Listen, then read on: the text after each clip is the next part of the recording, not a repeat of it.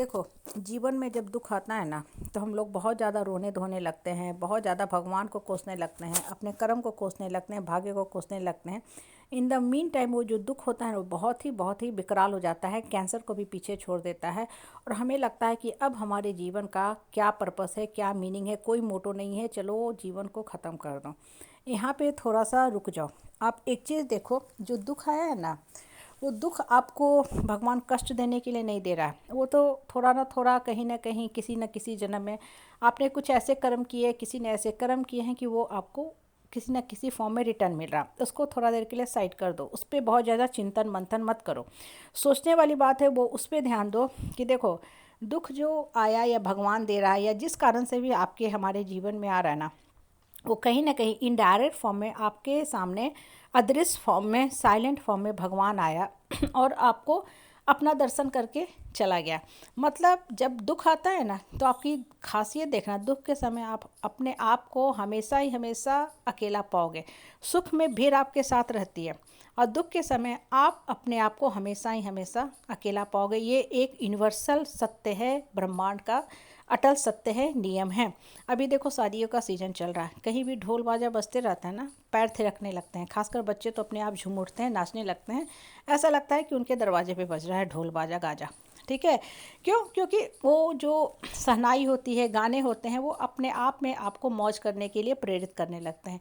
लेकिन दुख के समय इंसान खोजता है अपनों को जो आए, गला लगाए, मनोबल बढ़ाए, उठने में मदद करे।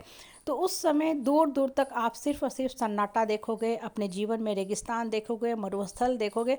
आप देखोगे दूर दूर तक कहीं कोई भी नहीं है जो आपके पीछे खड़ा रहे। उल्टा इस समय जब लोगों को गले लगाना चाहिए, लोग गलत बातें बोलेंगे, आपका मनोबल तोड़ेंगे और आपको गिरा के चले जाएंगे। मतलब आपके अंदर सिर्फ और सिर्फ निगेटिव इमोशन भरेंगे, नकारात्मक भावना भरेंगे कि तुम्हारा लाइफ ही व्यर्थ है, बेकार है। यहाँ तक कि कुछ परिवारों में तो माँ बाप भी ऐसे होते हैं जो बेटी के साथ इस तरह का सलूक करके चले जाते हैं कि जो इंसान सामने खड़ा है वो अगर देख ले तो माथा पीट ले कि हे भगवान, ये कैसा कलयुग है, ये तो घोर घोर घोर कलयुग है, एंड ऑफ द कलयुग है। अब देखो, यहाँ आपको क्या करना है, यहाँ थोड़ी देर चुपचाप बैठना है, शांत मन से बैठना है। आपको देखो, भगवान ने आए क्या बता गए, साइलेंट फॉर्म में दुनिया का दर्शन करा के गए। जैसे महाभारत का जो युद्ध था, कुरुक्षेत्र की जो रणभूमि थी, युद्ध शुरू होने के पहले श्री कृष्ण ने अपना विराट रूप अर्जुन को दिखाया। सबको नहीं दिखाया ना, सिर्फ अर्जुन को दिखे।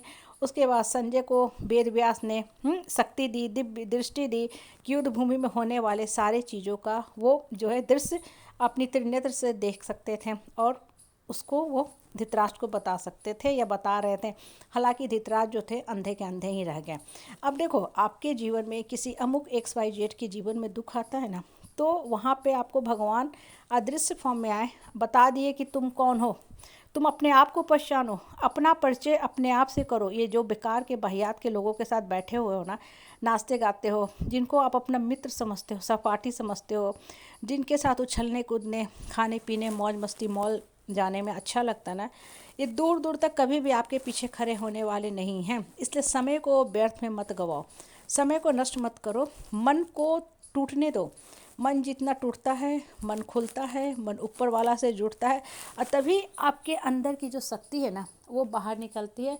आपका परिचय अपने आप से होता है, आप अपने आत्मबल को पहचानते हो और फिर आप समझते हो कि नहीं, ये दुख जो है ना, ये कहीं ना कहीं भगवान श्री कृष्ण मेरे सामने आए थे, पुरस्कार के रूप में दे के मुझे गए और मुझे ये सीख दिए।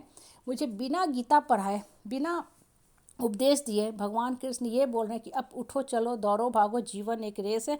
तुमको अपने लाइफ की जर्नी को अपने आप कवर करना है, अपने लाइफ को मीनिंगफुल बनाना है, अपने जीवन का हैप्पी डेस्टिनी लिखना है।